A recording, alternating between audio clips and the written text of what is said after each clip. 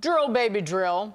The Trump administration pushing hard to boost U.S. energy dominance, focusing on increasing domestic oil production to bring down prices for Americans. The problem, you can't always rely on U.S. oil producers to boost production in the short run. Even if they do, our friends at OPEC can still play hardball and assert their dominance over the market. Our next guest suggests a bold strategy, having a seat at that table.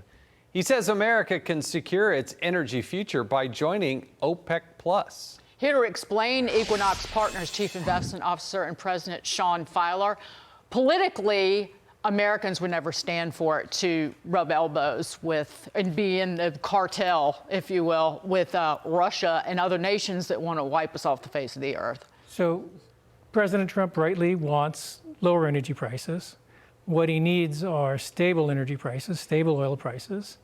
OPEC's just under half of the world's production. Their mandate is to stabilize oil prices. He's not going to be able to get what he wants without working with OPEC. And he figured that out within 2 days of his presidency. But you don't have to join it to work with Saudi Arabia, who has the most excess production. So the current strategy is to try to browbeat OPEC into increasing supply to cut the oil price, which is not in their interest. And even if they were to do that, that would be temporary, and it wouldn't have the effect on inflationary expectations that Trump wants. So it's not a deal that we're going to do with the Saudis and the Russians and the Mexicans because we love them. It's a deal that we're going to do because it would actually result in stable oil prices. The problem with trying to do it all by ourselves is it's not going to work. Do we have the refining capacity? This is what I worry about. We can produce a lot of this, but we don't have the ability to refine it and be as energy independent as I think we'd like to. No, it's, there's imports and exports, even though we're producing and consuming 20 million barrels a day, right? There's a substantial fraction of that is both imported and exported.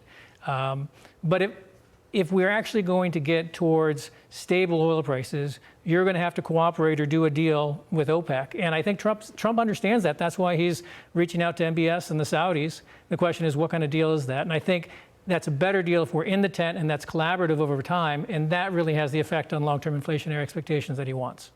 But we got, during President Trump's first term, to the point where it's one thing to say, because the Democrats were crowing about it at the end of Biden's term, that production was at a record, which is irrelevant. It's how high could it be if not for all the restrictions on drilling and permitting. But during President Trump's first term, we were the world swing producer, not Saudi Arabia, where we, the United States, had the most excess production capacity. That's where you want to go back to, where you can control the global price of oil. That's what gives you the control. We can still do that without joining OPEC+. So a decade ago, we were adding 1 million barrels a day a year, right? And that's what got oil prices down going back in 2011, 12, because we were exactly, as you say, that marginal swing producer that could threaten OPEC, and we could really control oil prices all by ourselves. We're now at 20 million barrels a day. The geology is different. It's been more exploited. We're going to add a couple 100,000 barrels a day this year. There's no prospect of us adding 1 million barrels a day going forward. And so we just don't have the leverage we had a decade ago. What do you think we give up by joining OPEC+? What's the negative side of doing what you said? I mean, we want a seat at the table, but you also have the biggest voice on the planet, which is President Donald Trump. Yeah, I think the cooperating with OPEC, what do you give up? You give up, 60 years of American foreign policy. So since the Second World War, we have been an energy importer, right? We've organized part of our foreign policy around importing oil. Today, we're a net exporter of oil, and we're the largest producer in the world.